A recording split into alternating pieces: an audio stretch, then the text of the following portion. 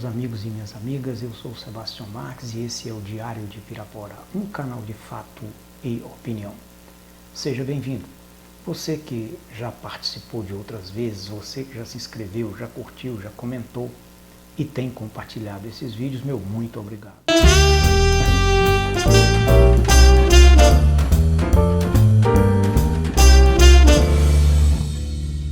Você que chega pela primeira vez aqui agora para ver esse vídeo, eu convido você a dar um clique nesse botãozinho vermelho aqui abaixo, à minha esquerda, e você se tornar automaticamente assinante do canal.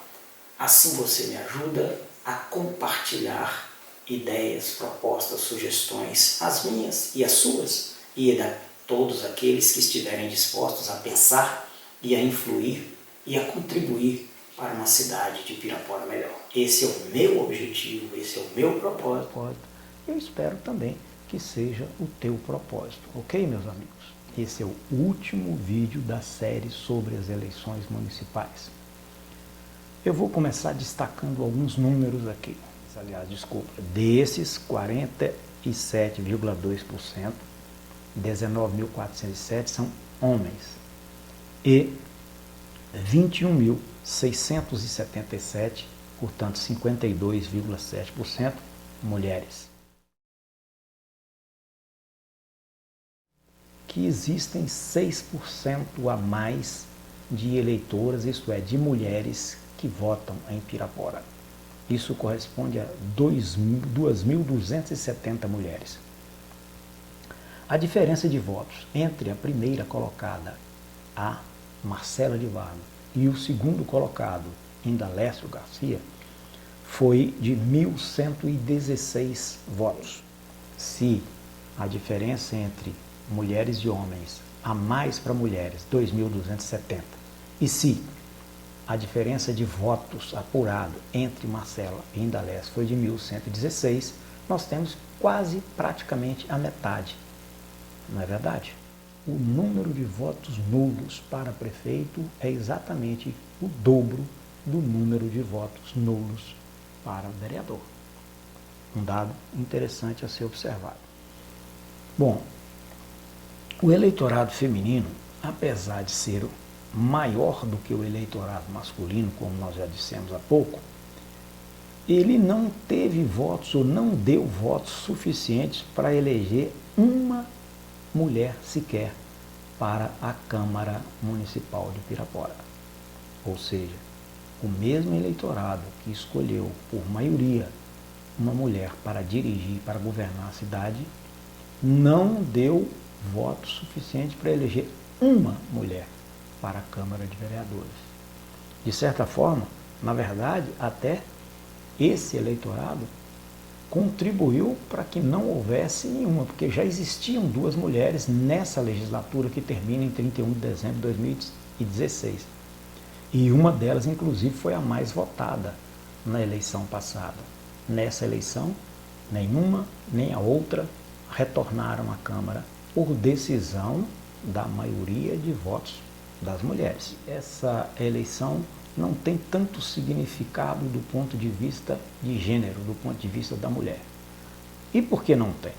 Porque, na verdade, a mulher que foi eleita não se apresentou em seu próprio nome, não teve um discurso próprio e nem teve atrás de si, antecedendo as eleições, uma plataforma, uma proposta, uma luta em defesa da questão de gênero, da questão da mulher.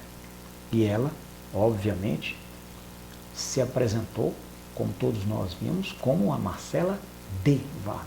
Portanto, ela se apresentou em nome do marido, o que até, de certa forma, nega a própria questão de gênero, nega a própria luta das mulheres. Muito interessante nessa eleição é que apenas 3 dos 15 vereadores que lá estavam retornarão à Câmara no dia 1º de janeiro de 2017. Os outros 12 não estarão lá. Um, evidentemente, estará agora como vice-prefeito na chapa vencedora. Não sei se vocês vão concordar comigo, mas eu achei uma coincidência interessante. Dos 3, 2 foram secretários municipais até bem próximo do momento de desincompatibilização para a disputa eleitoral. Um foi secretário de infraestrutura e o outro foi secretário de família. E o terceiro, que não foi secretário, foi o líder do prefeito na Câmara. Portanto, os 3 vereadores têm em ponto comum a defesa do Poder Executivo. Essa é a leitura que eu faço. Não sei se vocês concordam, mas há uma coincidência. O que vocês podem me dizer aqui é que, então, se fosse assim, a vereadora mais votada no pleito passado, que não foi eleita nesse, também foi secretária, até que ali a Secretaria de Educação é um pouco mais complexa, né? Mas esse é um assunto que ele sozinho mereceria toda uma série de vídeos para discutir, que não é o que eu me proponho aqui agora. Agora, eu me perguntaria e pergunto a vocês, a candidata vencedora, a coligação que venceu as eleições, elegeu 5 vereadores apenas. A coligação que perdeu as eleições elegeu 10 vereadores. Em condições normais, significaria que a prefeita eleita teria contra a sua plataforma, contra o seu programa e, quem sabe, uma fiscalização mais rigorosa da maioria daqueles que foram eleitos. É verdade isso? Não, isso não quer dizer muita coisa. Até porque, para ser sincero, a maioria de quem se candidata em eleições municipais, sobretudo no interior, tem pouca ligação com a questão partidária, com a questão programática, com a questão ideológica. Pelo menos é isso que acontece e aconteceu ao longo do tempo. Mas não quero precipitar nem julgar nada. Apenas estou levantando uma questão. Considerando o contexto em que se deu essa eleição, a disputa acirrada e a questão fundamental que foi a substituição do então ex-prefeito, porque se viu impedido na chapa, a disputa se polarizou muito, até pelo nome dado à chapa da coligação Mãos Limpas, se sugere que do outro lado as coisas não eram, digamos, limpas. Essa coligação adotou o nome de Pirapora Volta a Sorrir. Então, a outra traz um verbo interessante, que é o verbo, é voltar, retornar, voltar. Nesse caso, que é dito como voltar a sorrir, não deixa também de ter uma ligação com o passado muito questionado do ex-prefeito, que responde, todos nós sabemos disso, a mais de 140 processos na Justiça Estadual, a outros tantos processos na Justiça Federal. Já teve 2 condenações em segunda instância, e isso é que o fez cair na lei da ficha suja, E agora, mais recentemente, nós tivemos uma decisão do Supremo Tribunal Federal que validou a possibilidade da prisão após a condenação em segunda instância. Teremos, portanto, pela frente problemas muito sérios. Que futuro nos espera? Aliás, eu já gostaria que vocês começassem a pensar nisso. Qual é o nosso futuro? Nesse contexto em que vive o Brasil, nesse contexto em que vive Pirapora, o que é que nos espera?